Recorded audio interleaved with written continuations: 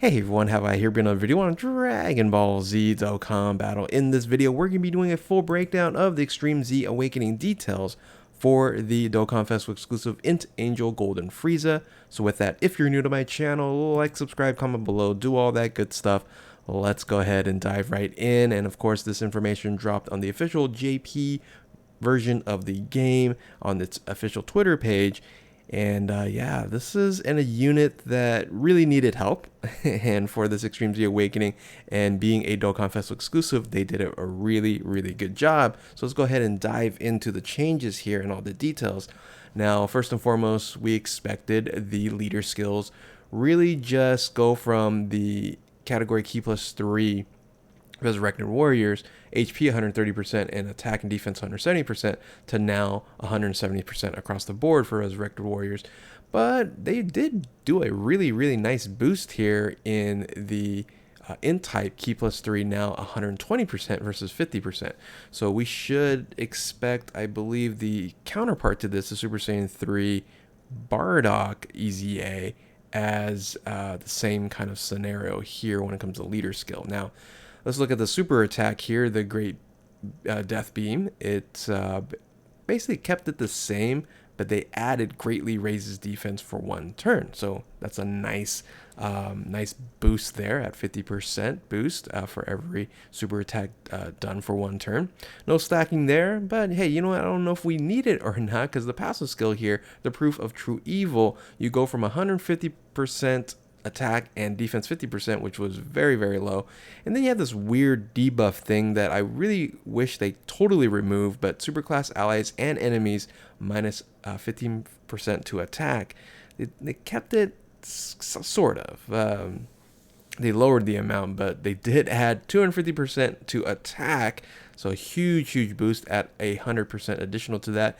Then you added defense at 150%, so a nice boost there as well. All enemies attack minus 50%. So that's a huge benefit and debuff when you're doing like Super Battle Road, hard content, things of that nature with the debuff benefit there.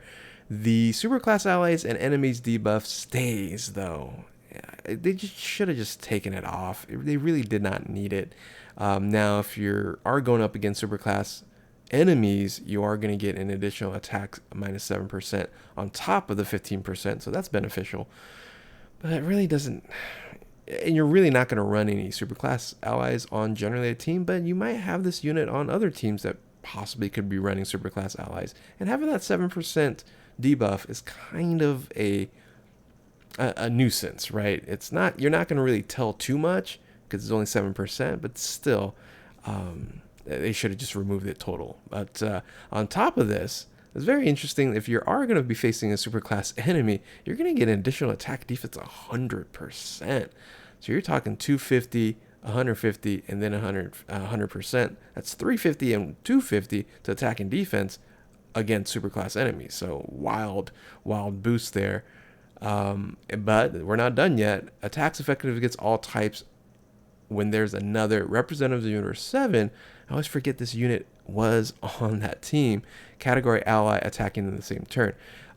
I really wish they would have just said category ally on the team, because you don't have too many choices, generally speaking. If you're going to be running a Resurrected Warriors team, if you're using this as the leader. Now, again, if you're on a Representative Universe 7 team, that's going to be no problem there. But generally, you're not going to run this unit as a main rotation on Representative Universe 7. So I guess you can, and that's something that you guys could all mess around with. But it would have been nice to just be category ally attacking in the same, or attacking, not even attacking, but on the team. But it's still a nice little added bonus if you are running the Angel Golden Frieza, the physical one, which we'll talk about best link partners and things of that nature. So the link skills: Prodigy's most malevolent, or Universe's most malevolent, Revival, Strongest Clan in Space, Brutal Beatdown, Tournament of Power, Fierce Battle. Categories, it's a decent amount of categories here: Resurrected Warriors, Universal Survivor Saga Full Power, Representative Universe 7, Transformation Boost, Wicked Bloodline, Otherworld Warriors, Gifted Warriors, Time Limit, Mastered Evolution, and Sworn Enemies. Now, this unit is not on like Terrifying Conquerors, or it's not on Space Traveling Warriors either. So which I think all Frieza should just stay on that team. And I know this is part of like Representative Universe 7, but at least it's on Sword Enemy, so you can still run that Frieza team. And that's generally what you want to run with this unit here, is Frieza's primarily the physical Angel Golden Frieza. Now the stats do increase here very nicely with 18,900 as HP, very high, 17,900, almost 18,000 in attack, and 13,300 for defense. So yeah, I think they did a good job overall. They could have improved it slightly with not having the debuff, having the attacks effective against all types when there's another Representative Universe 7 category T on the team versus attacking in the same turn.